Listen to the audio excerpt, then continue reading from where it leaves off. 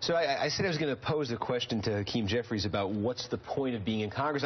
What makes me think of that is just Democrats succeeded in President Obama when he spoke to House Democrats recently. He praised them for sticking together to do what? To keep Republicans from defaulting on the debt ceiling. In terms of advancing sort of proactively an agenda, we've been sitting here talking for a while now about how intractable the Republicans are. So the prospects of getting any sort of major legislation through seem not that bright. Here's John Yarmuth, a Democrat from Kentucky, who was asked about a pending retirement of one of his Democratic colleagues last week by Kate Nocera. He said, I was talking to one member who's retiring, and I said, do you feel good about it? And he said, I really do. It just got to the point where it wasn't worth it. It's pretty stressful. Everybody is aware the system is broken, and that becomes stressful. I don't know how long that guy had been in office, probably longer than you, but Congressman, do you feel that at all? Well, listen, it's still an honor and a privilege to serve in the Congress. We are facing sort of unprecedented obstruction from the Tea Party-dominated Republican caucus in the House of Representatives.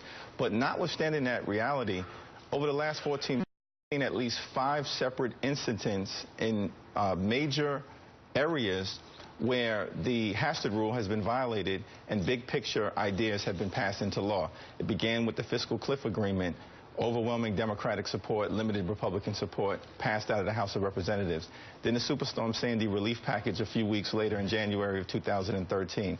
Then in February, the Violence Against Women's Act was reauthorized over the objection of hard-right conservatives in the House of Representatives. And then at the end of December last year, we saw a budget agreement that rolled back some of the sequestration cuts, limited Republican support, overwhelming Democratic support.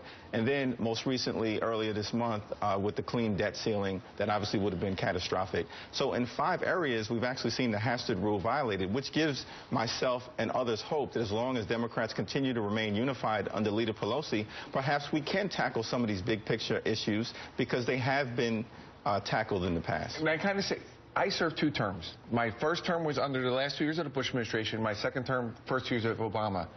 When the fiscal crisis happened, when people couldn't get home loans or car loans, when it went in a tank Wall Street, it was George Bush and Hank Paulson that came to the Congress and said, we need to come together. We need to put the country first.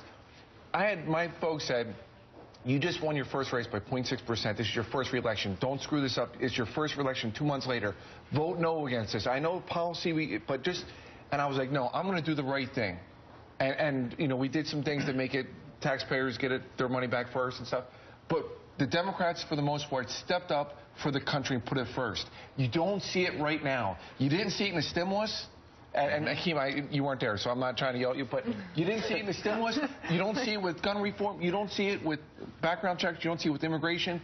And it's crazy. And that's why the system is broken. And John Yarmuth, who you quoted there, we came into Congress together when we both won an.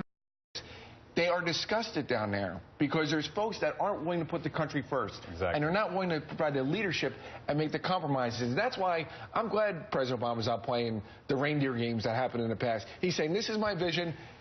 Let's now, if you're serious, let me see yours and let's come together. So what's going to happen here? If he's not going to change CPI on the table, he's not going to put these concessions that Republicans at some point have said they want on the table anymore. He's going to put the budget that he wants on the table. Apparently, it's going to include $56 billion in more spending. I guess it would be offset by cuts elsewhere. He's looking for a closing of some loopholes.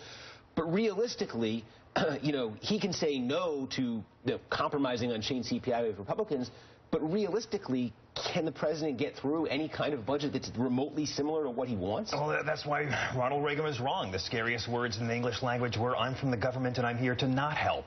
And if we were sane, we would be talking about military cuts, but then we'd only have a military as big as China, Russia, and England combined. I think if the president's smart, he will start talking about these loopholes and start forcing his Republican counterparts to defend these loopholes, which make life a lot more comfortable for the richest among us, because that's who they're serving right now. And the only way you're going to drive a successful wedge in that party is to let the average social conservative know these guys are fighting for Wall Street, and you can't stand up for Main Street when you're on your knees for Wall Street. And it does appear that the president is doing that. He's going to propose $56 billion in additional spending.